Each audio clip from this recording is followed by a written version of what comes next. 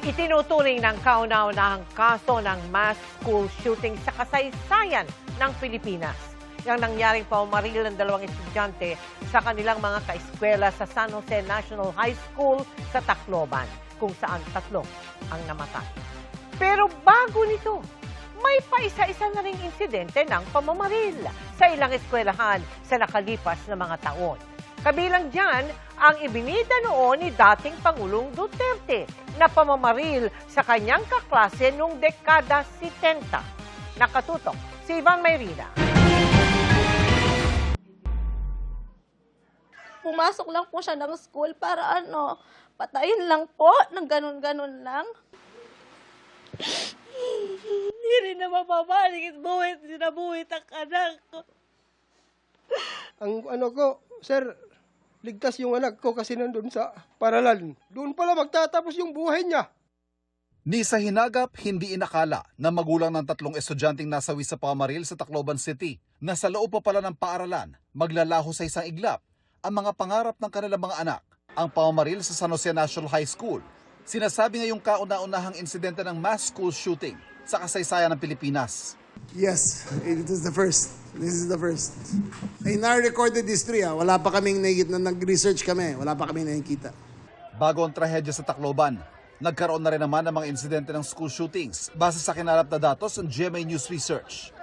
Hindi man kasing lawak na nangyari sa Tacloban, hindi may kakailang nakagigimbal ang anumang karahasan sa loob ng paaralan.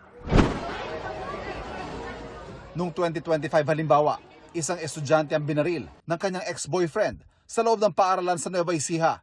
2025 din nangyari ang pamaril ng isang estudyante sa kanyang guro sa loob ng eskwelahan sa Lanao del Sur. Ang dahilan, binigyan umano siya nito ng bagsak na grado, patay ang guro sa insidente.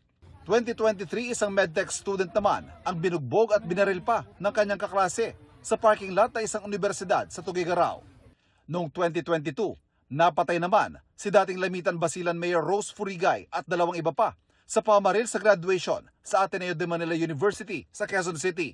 2019 naman ang barilin ng isang security guard ang isang estudyante sa isang high school sa Calamba, Laguna. Maging si dating Pangulong Rodrigo Duterte, minsan na rin naikwento ang pagbaril umano niya sa kanyang kaklase nung siya nasa law school. Ito. Sige ho, mga Bisaya, nagkakalat sa mundo. Kasi sa koridor kami, papasok. Sabi ko sa kanya, pag tinamaan ako na, babarilin kita.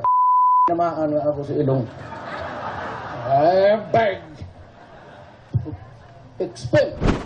Kasunod ng insidente sa Tacloban, ang mga ginagawang paghihigpit sa mga paaralan. Pero aminado maging ang pulisya na hindi kakayaning isa-isang bantayan ang lahat ng paaralan sa buong bansa. Hindi talaga natin kaya po lagyan ng lahat ng schools. There are more than 40,000 public schools and around 6,000 private schools po all over the country. So that makes it around a little less than 50,000. Kahit po lagyan natin tigi-isa lang ay wala na pong magagawang ating Ang Psychological Association of the Philippines, pabor sa mga hakbang para siguruhin ang kaligtasan ng mga paaralan. Pero kasing halaga raw ang pagbabantay sa psychological safety ng mga bata at maagang pagtulong sa mga estudyanteng maaaring may pinagdaraanan o nagpo-post ng marahas na content sa kanilang social media account. These two guys, they could have already been showing us red flags. Marami na silang pinapakitang triggers.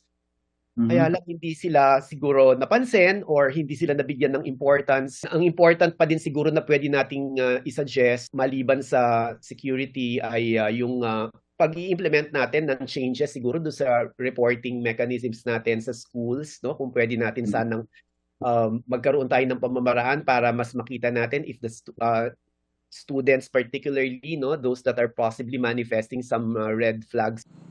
Ang Education Department kinikilalang issue, hindi lang bilang isang issue ng seguridad. Hindi lang siya peace and order problem eh. Tingin namin kailangan i-manage din yung mga bata kasi parang exposed sila to a lot of violence online. Tapos marami wala ring magulang. Very concrete po ang isang direksyon natin ngayon is to hire more guidance counselors, no? We will be hiring guidance counselor associates, no, who will be performing the same function. Kasi po ang nakita namin, importante ho na merong nakakausap yung ating mga mag-aaral at na ilalabas yung kanilang saloobin. Ivan Mayrina, Nakatutok, 24 oras.